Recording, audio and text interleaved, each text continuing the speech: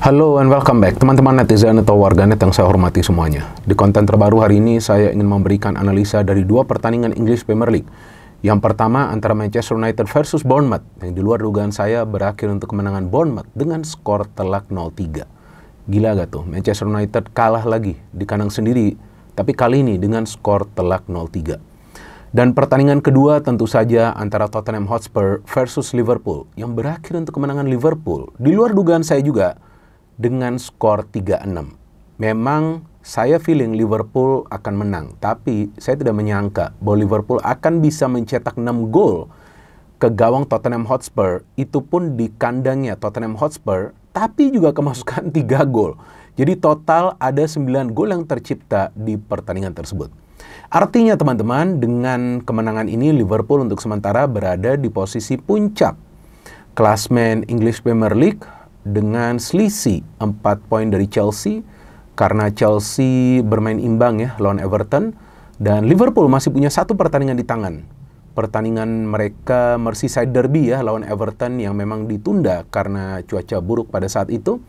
Dan selisih poin dengan Arsenal, tim yang saya dukung sejak tahun 1990 adalah 6 poin. Ya, Arsenal ini kan adalah tim yang tidak konsisten ya musim ini karena memang Arsenal tidak punya striker predator.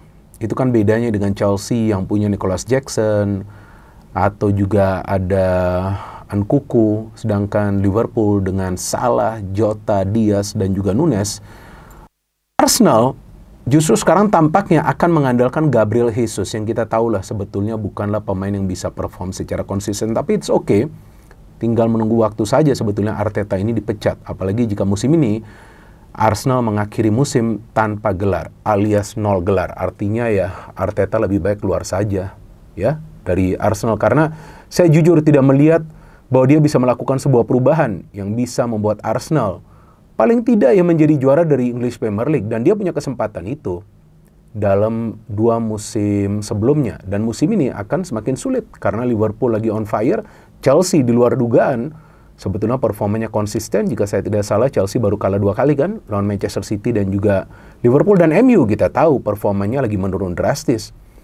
Dengan kekalahan Manchester United dari Bournemouth, ya kita tahu bahwa sekarang Manchester United masih berada dekat zona papan bawah, atau tepatnya berada di peringkat nomor 13, dan selisih poinnya dengan tim yang berada di zona degradasi yaitu Wolves dan juga Ipswich hanya 10 poin. Mengerikan sekali loh. Ini situasi dari Manchester United.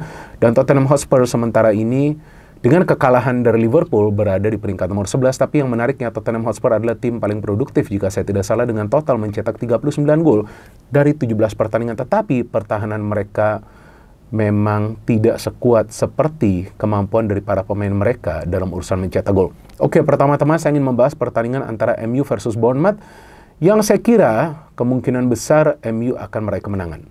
Sebelumnya menang di kandang Manchester City dengan taktik dari pelatih baru mereka, Ruben Amorim. Bahkan banyak di antara fans dari Manchester United yang mulai berkomentar bahwa Amorim Ball yang membuat Manchester United menang di kandang Manchester City. Tapi ternyata di pertandingan home mereka justru ada beberapa kesalahan yang dilakukan oleh para pemain MU yang memungkinkan para pemain Bournemouth bukan saja bisa mencetak 3 gol, tapi juga bisa menciptakan beberapa tambahan peluang yang berbahaya.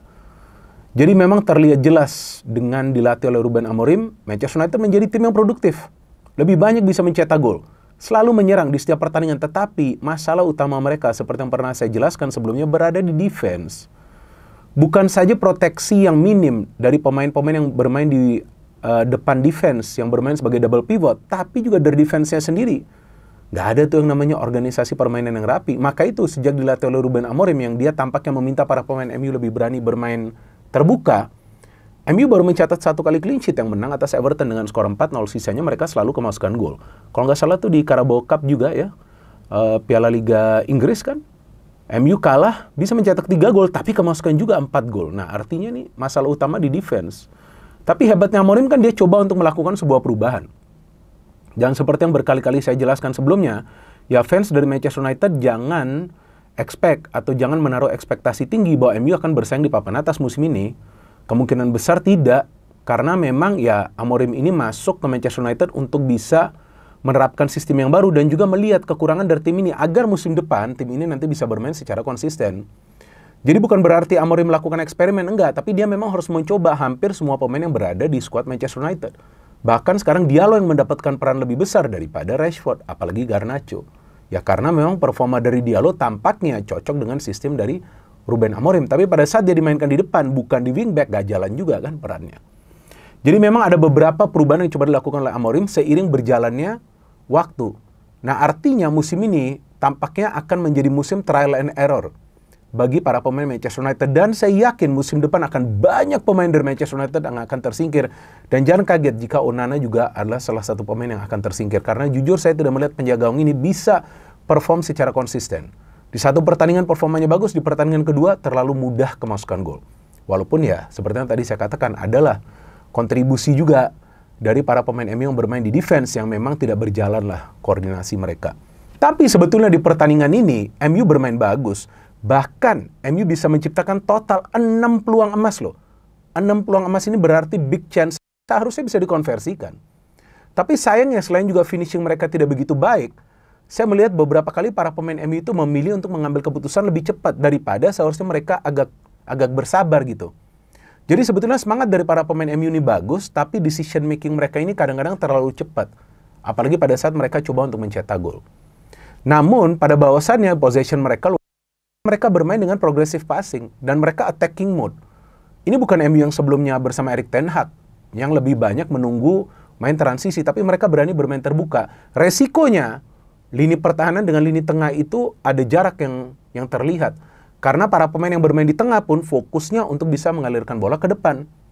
Jadi Bruno pun lebih banyak berada di depan dan Bruno mainnya sebetulnya bagus sih. Punya chance, memberikan key pass. Tapi jika finishingnya tidak bagus, kemudian defense ini kocar-kacir, ya artinya tinggal menunggu waktu saja Bournemouth mencetak gol. Dan mereka bisa mencetak gol dari set piece, itu gol yang bagus. Dengan backheader kan. Dan babak kedua saya kira MU akan respon. MU mainnya bagus, bahkan Højlund pada saat masuk punya peluang untuk mencetak gol, ya kan? Bagus sekali permainan dari Højlund, shooting keras, Dalot mainnya juga tidak buruk.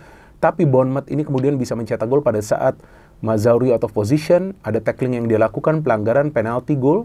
Dan kemudian gol juga pada saat kita lihat bahkan yang coba untuk mengawal adalah Bruno Fernandes di pertahanan. Seharusnya kan itu adalah tugas dari para pemain MU yang bermain di defense. Tapi ternyata para pemain MU yang bermain di defense performanya memang belum konsisten, siapapun itulah.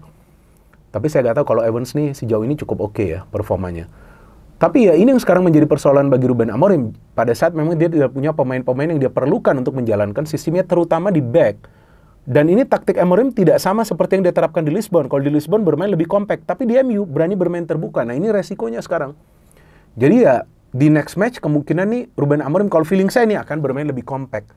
Karena kelihatan banget masalah utama dari Manchester United itu berada di defense dan juga kiper mereka yang belum konsisten. Jadi saya pikir kekalahan ini walaupun adalah sebuah kejutan bagi saya, tapi ya memang secara permainan walaupun MU ngegas terus, tapi kalau di belakangnya bocor terus, gimana caranya mereka bisa mendapatkan poin? Ya kan artinya mau walaupun mereka menciptakan 10 peluang yang berbahaya, tapi kalau di belakangnya kemasukan gol terus, ya akan sulit lah bagi MU untuk bisa mengoleksi poin secara konsisten. Dan sekarang saya ingin membahas pertandingan kedua, Tottenham versus Liverpool. Dari awal saya sudah menduga Liverpool akan menang. Tapi saya tidak pernah menyangka bahwa Liverpool akan bisa mencetak 6 gol. Dan seharusnya Liverpool bisa mencetak tambahan 3 gol lagi. Dia seharusnya hat-trick, Salah seharusnya hat-trick, Jota seharusnya mencetak gol, banyak sekali peluang. Artinya para pemain Liverpool bermain tanpa beban sama sekali. Padahal mereka sekarang berada di posisi puncak, artinya mereka harus terus-menerus menjauh dari tim-tim lain seperti Chelsea dan juga Arsenal yang tadi saya katakan di awal. Saya sempat curhat juga kan tentang Arsenal. Udahlah, gak perlu lagi saya omongin Arsenal. Jadi Liverpool ini para pemainnya bermain tanpa beban. Dan walaupun kita melihat para pemain Liverpool di depan itu punya kontribusi yang besar, tapi para pemain Liverpool yang bermain di tengah itu juga memang pemain-pemain yang penting. Seperti Szoboszlai, McAllister, atau juga Curtis Jones, atau juga Gravenberch ya. Siapapun itu yang diturunkan oleh Arne Slot, mereka adalah pemain-pemain yang penting. Ange Postecoglou meminta para pemain Hotspur menyerang, tapi para pemain Hotspur pada saat build up selalu kena pressing dari para pemain Liverpool. Maka itu jika teman-teman perhatikan yang saya juga bingung, crossing-crossing dari para pemain Liverpool itu tidak bisa dihalau oleh para pemain Tottenham Hotspur yang bermain di defense. Memang kiper dari Tottenham juga beberapa kali melakukan kesalahan, tapi defense mereka juga ini lemah banget. Jadi nih 11-12 nih antara defense Tottenham Hotspur dengan Manchester United. Padahal mereka punya pemain seperti Son, padahal mereka punya Kulusevski, padahal mereka punya Solanke yang memang bermain baik. Tapi lagi-lagi sama seperti MU. Kalau menyerangnya berani, defense-nya gak solid, apalagi lawan Liverpool, udah tinggal menunggu waktu saja Liverpool mencetak gol. Dan Szoboszlai bisa mencetak gol, McAllister bisa mencetak gol, artinya memang jelas para pemain Tottenham Hotspur tidak bisa bermain dengan organisasi permainan yang rapi untuk menghadapi pressing dari para pemain Liverpool. Karena Liverpool bermain dengan high line of pressing. Artinya mereka akan lebih sering menekan dan pada saat dapat bola mereka akan lebih cepat memberikan umpan ke dalam kotak penalti pertahanan Tottenham Hotspur yang akhirnya bisa mereka manfaatkan untuk mencetak total 6 gol. Setelah unggul 1-5 terlihat para pemain Liverpool itu terlena sehingga Tottenham bisa mencetak gol lagi, 2 gol lagi. Tapi setelah itu mereka ngegas lagi dan Diaz bisa mencetak gol terakhir dari pertandingan ini yang bagi saya adalah gol terbaik dari match ini. Ini kan pilihan saya ya, karena build up-nya dari belakang ada 5-6 kali passing sebelum akhirnya Diaz mendapatkan umpan dari Salah dan mencetak gol kemenangan. Jadi, kalau bagi saya Liverpool seharusnya menang dengan mencetak minimal 9 gol. Tapi sudah bisa cetak 6 gol itu adalah hal yang luar biasa.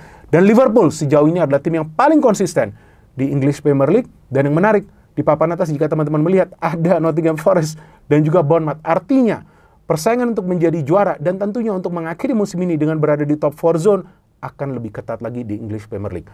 No hate, no politics, only football. Salam sepak bola.